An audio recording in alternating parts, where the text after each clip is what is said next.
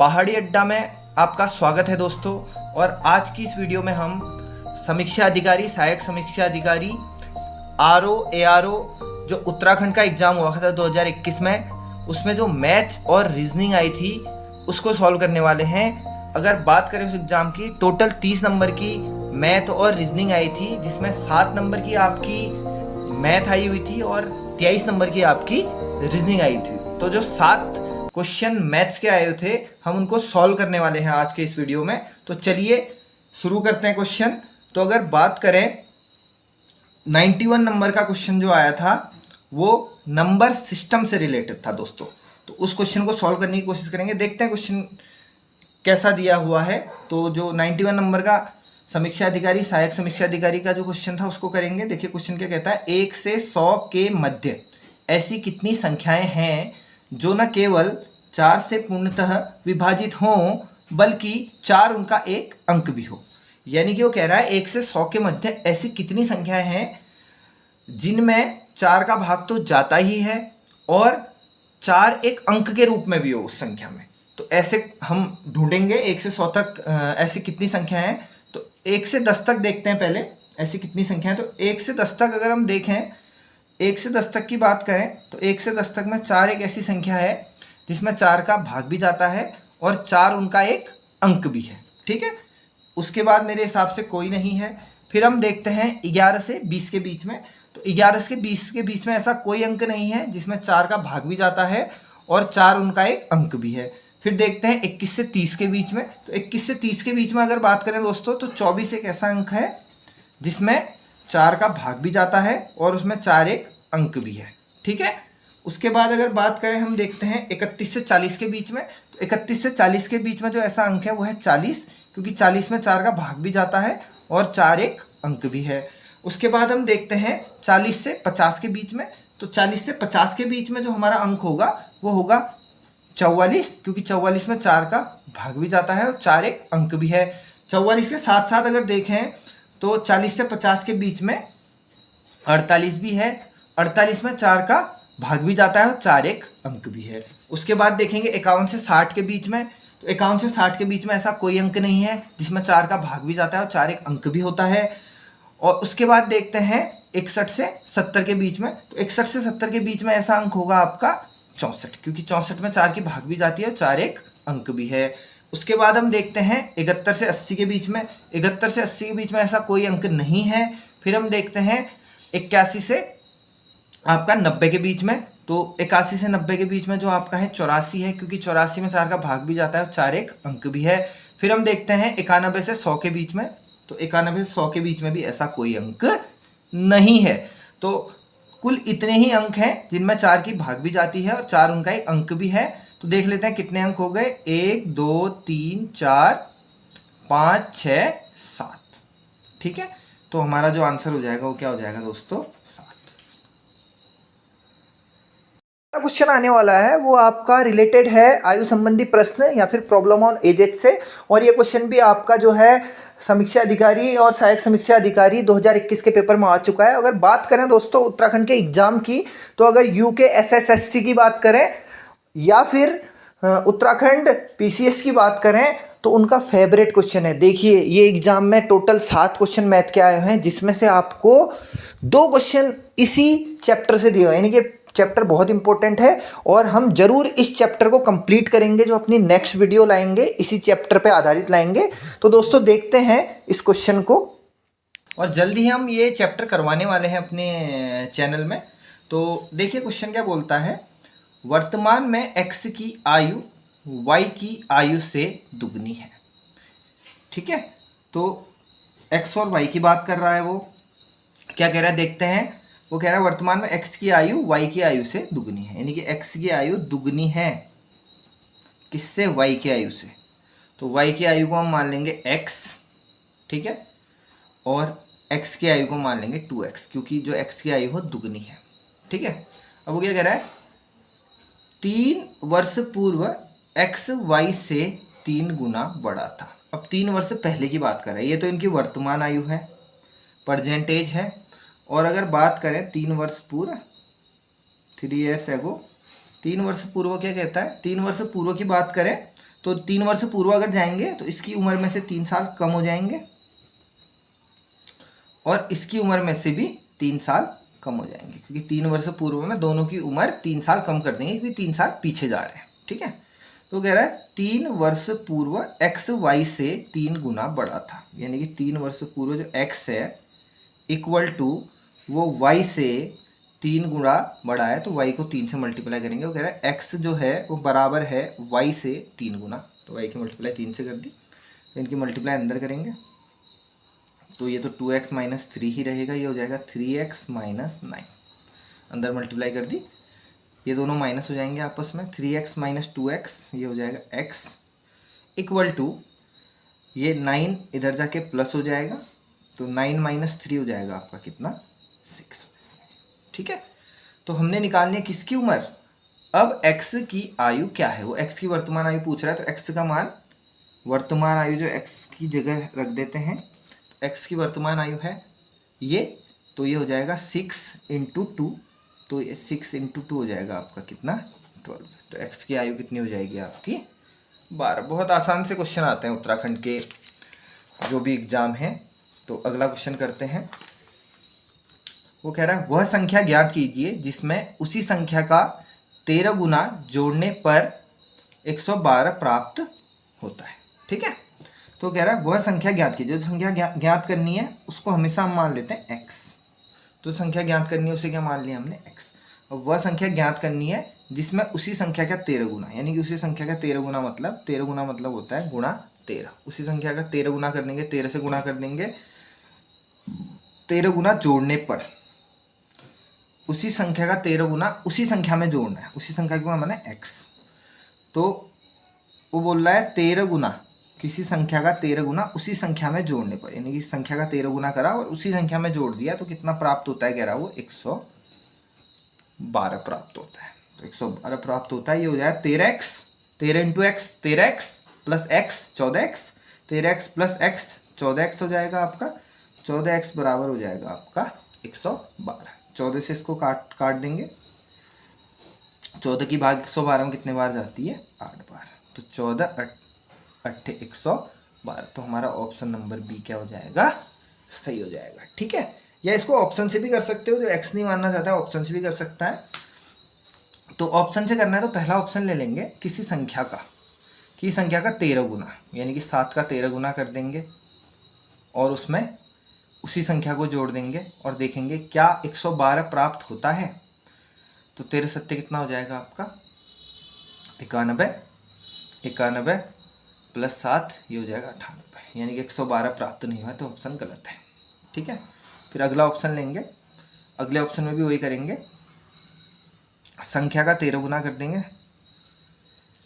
और उसमें उसी संख्या को जोड़ देंगे, तो ये कितना हो जाएगा 13 8 कितना होता है 104 प्लस 8 112, तो ये हो जाएगा 13 8 कितना 104 प्लस 8 112, तो ऑप्शन नंबर बी सही हो जाएगा। तो ऑप्शन से भी कर सकते हैं आप इसको, तो आप किसी भी मेथड से कर सकते हैं, बहुत इजी क्वेश्चन आते हैं उत्तराखंड का जो भी एग्जाम है।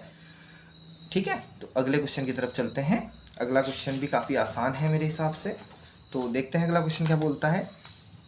अगला क्वेश्चन जो आपके एग्जाम में आया हुआ था 94 नंबर का क्वेश्चन था। तो क्वेश्चन कहता है 200 मीटर और 50 मीटर के एक सभागार में टाइल लगाई जानी है, यानी कि एक सभागार है जहाँ पे सभाएं होती हैं, वहाँ पे 200 मीटर इंटू 50 मीटर के एक सभागार में टाइल लगाई जानी है, यानी कि इस एरिया में एक टाइल लगाई जानी है। जिस एरिया में टाइल लगानी है सबसे पहले तो उसका क्षेत्रफल निकालिए, तो सभागार का एरिया निकाल लेते हैं। ठीक है, सभागार का एरिया निकाल लेते हैं, एरिया बराबर होता है लंबाई गुणा चौड़ाई, लंबाई गुणा चौड़ाई, तो एरिया निकाल लेते हैं 200 गुणा कितना हो जाएगा आपका 50, 200 गुणा 50 कितना हो जाएगा आपका 10,000 मीटर स्क्वायर। ठीक है, अब यहाँ मीटर स्क्वायर दिख रहा है। ठीक है, और देखो क्वेश्चन अगर आगे पढ़ें, यदि 10 सेंटीमीटर इंटू 10 सेंटीमीटर की एक टाइल का मूल्य 3.50 हो तो सभागार में टाइल लगाने की कीमत निकालिए, यानी कि हमें निकालनी है कीमत की सभागार में कितनी टाइल लगाई जाएंगी। देखिए कभी अगर आपका मकान बनता है, घर में टाइल्स लगती हैं, तो हम इस तरीके से उसका रेट निकाल सकते हैं, यानी कि एक व्यवहारिक रूप से भी क्वेश्चन को समझ सकते हैं। यानी कि एरिया सबसे पहले तो सेम होने चाहिए। ये देखो सभागार का एरिया जो दे रखा है मीटर में दे रखा है, जबकि टाइल का एरिया किस में दे रखा है, सेंटीमीटर में। और टाइल का मूल्य कितना दे रखा है आपको, 3.5 रुपये। एक टाइल का मूल्य जो दे रखा है वो 3.5 रुपये। अब आपने सबसे पहले क्या काम करना है ना, एक या तो आप जो टाइल का क्षेत्रफल होगा उसको आपने मीटर में निकालना पड़ेगा, या जो सभागार का क्षेत्रफल होगा उसको आपने सेंटीमीटर में निकालना पड़ेगा। तो चलो इसी को सेंटीमीटर में बदल दो आप, जो सभागार का क्षेत्रफल है उसी को सेंटीमीटर में बदल देंगे। सभागार का क्षेत्रफल कितना है, 10,000, और यहाँ पे मीटर स्क्वायर है, यानी मीटर स्क्वायर मतलब 2 बार मीटर है। और मीटर को सेंटीमीटर में बदलने के लिए, यानी कि मीटर को सेंटीमीटर में बदलने के लिए आपको 100 की गुणा करनी पड़ती है, क्योंकि 1 मीटर बराबर होता है 100 सेंटीमीटर। अब यहाँ पे मीटर देखो, मीटर स्क्वायर है मतलब मीटर कितने बार है आपका, 2 बार। तो 2 बार है तो 100 की गुणा 2 बार करनी पड़ेगी। 100 की गुणा 2 बार करोगे तो सेंटीमीटर में आपका बदल जाएगा, क्योंकि स्क्वायर मतलब होता है 2 बार। तो मीटर को सेंटीमीटर में बदलने के लिए 100 की गुणा करनी पड़ती है। तो मीटर को सेंटीमीटर में बदला, 100 से गुणा किया, फिर मीटर स्क्वायर है, एक और मीटर है उसको भी 100 से गुणा किया। इसको रहने दो ऐसा ही, क्योंकि अगर आप इसको गुणा करोगे तो आपका काम बढ़ेगा। तो ये सभागार का क्षेत्रफल हो गया। अब हम निकालते हैं टाइल का क्षेत्रफल। टाइल का क्षेत्रफल भी हो जाएगा लंबाई गुणा चौड़ाई। टाइल का क्षेत्रफल 10 सेंटीमीटर इंटू 10 सेंटीमीटर, यानी कि 100 सेंटीमीटर स्क्वायर। ये आपका क्या हो गया, टाइल्स का, ये आपका क्या हो गया, 10 सेंटीमीटर इंटू 10 सेंटीमीटर टाइल का क्षेत्रफल। ठीक है। अब हमें निकालना है कि कितनी, सबसे पहले तो ये निकालना है कितनी टाइल्स लगेंगी, क्योंकि हमें एक टाइल्स का मूल्य दिया और कितनी टाइल्स की लगेंगी वो निकालना है। तो टाइल्स की संख्या निकालनी है, तो टाइल्स की संख्या निकालनी है आपको। तो आप कुल क्षेत्रफल में, जो सभागार का कुल क्षेत्रफल है आपका, कुल क्षेत्रफल ये है आपका सभागार का, कुल क्षेत्रफल में आप टाइल के क्षेत्रफल का भाग देंगे। टाइल का क्षेत्रफल ये है आपका, तो ये 100 से 100 कट गया आपका। ठीक है, 100 से 100 कट गया। तो 10,000 गुणा 100, ये कितना हो जाएगा, इकाई, दहाई, सैकड़ा, हजार, 10,000, लाख, यानी कि 10 लाख टाइल लगेंगी सभागार में। बहुत बड़ी सभागार होगी, तो सभागार में 10 कितनी लगेंगी, कितनी, 10 लाख टाइल्स लगने वाली है आपकी। अब एक टाइल की कीमत कितनी है आपकी, एक टाइल की कीमत कितनी है, एक टाइल की कीमत है 3.5 रुपये। तो आपको 10 लाख टाइल लगानी है, तो इसको 10 लाख से आप मल्टीप्लाई कर देंगे। आप इसको 10 लाख से क्या कर देंगे, मल्टीप्लाई। तो 3.50 इंटू 10 लाख, देखो पॉइंट कितने स्थान बाद है, 2 स्थान बाद, तो 2 जीरो कम हो जाएंगे आपका। तो ये हो जाएगा आपका कितना, 35 लाख। तो आपका आंसर क्या हो जाएगा, 35 लाख। कौन सा क्वेश्चन था। अगले क्वेश्चन की तरफ चलते हैं। अगला क्वेश्चन क्या कहता है देखते हैं। वो कहता है एक आदमी अपने वेतन का, अपने कुल वेतन का 2/5 भोजन पर, वेतन का 3/10 भाग मकान के किराए पर और वेतन का 1/8 भाग वस्त्रों पर खर्च करता है। अब भी उसके पास 1400 रुपये बचते हैं, तो उसका कुल वेतन कितना है। ये क्वेश्चन हमसे पूछ रहा है, आसान सा क्वेश्चन है। सबसे पहले हम बात करेंगे, मैं जब भी इस टाइप के क्वेश्चन होते हैं ना, इनको आसान बनाने की कोशिश करता हूँ।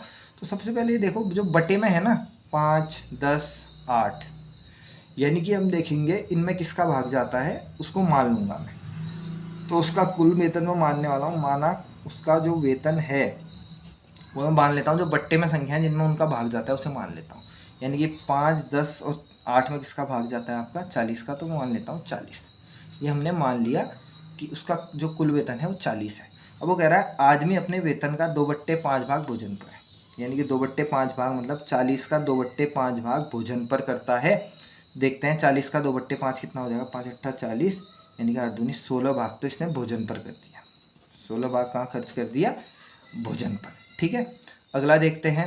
वेतन का 3/10 भाग मकान के किराए पर। अब 3/10 भाग यानी कि टोटल वेतन 40 है, 40 का 3/10 कर देंगे यानी कि वो मकान के किराए पर, वो मकान के किराए पर 10 से इसको काट देंगे, 10 चौको 40, 4×3=12 यानी कि ये आपने मकान के किराए पर खर्च करता है।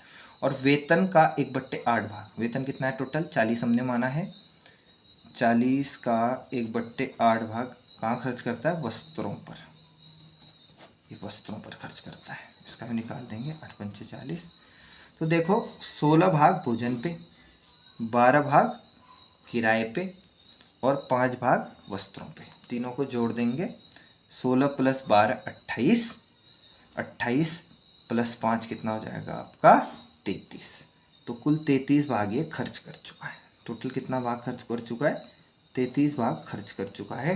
टोटल कितना भाग है 40, 40 में से 33 खर्च कर दिया, बचा कितना भाग, 7 भाग बचा है, 7 भाग बचा है। और वो क्या कह रहा है, अब उसके पास 1400 रुपये बचते हैं, यानी कि जो हमने माना था उसमें से कितना भाग बचा है, 7 भाग बचा है और अभी भी उसके पास 1400 रुपये बचे, यानी कि 7 भाग बराबर हो जाएगा 1400, क्योंकि उसके पास 1400 रुपये बचा है।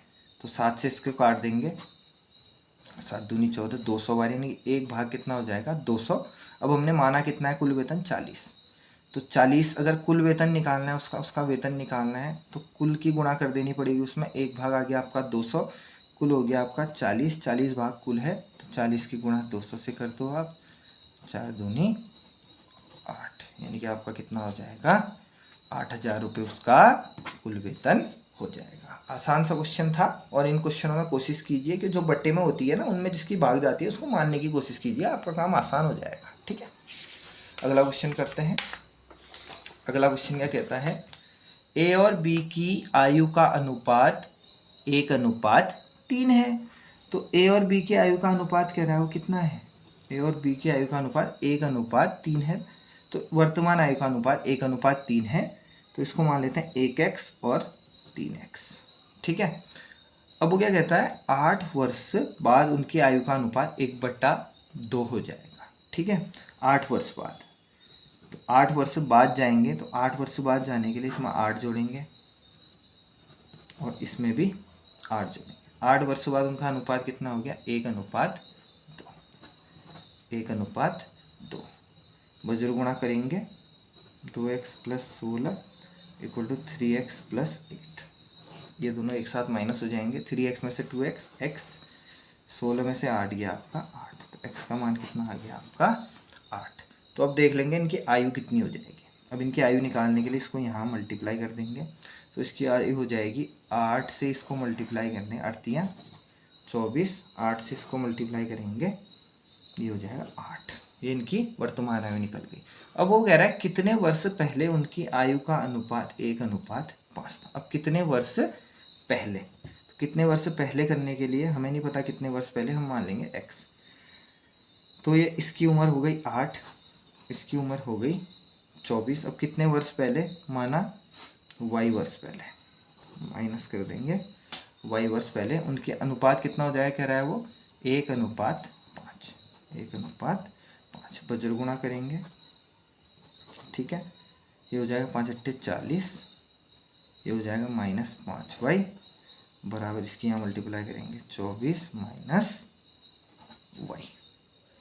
ठीक है, अब इसमें से माइनस हो जाएगा, 5y - y हो जाएगा आपका कितना 4y = आपका हो जाएगा 40 - 24, आपका कितना हो जाएगा आपका 16 हो जाएगा। 4 से इसको काटेंगे, 4×4 = 16, तो कितने वर्ष पहले 4 वर्ष पहले, यानी कि हमारा आंसर कितना हो जाएगा 4।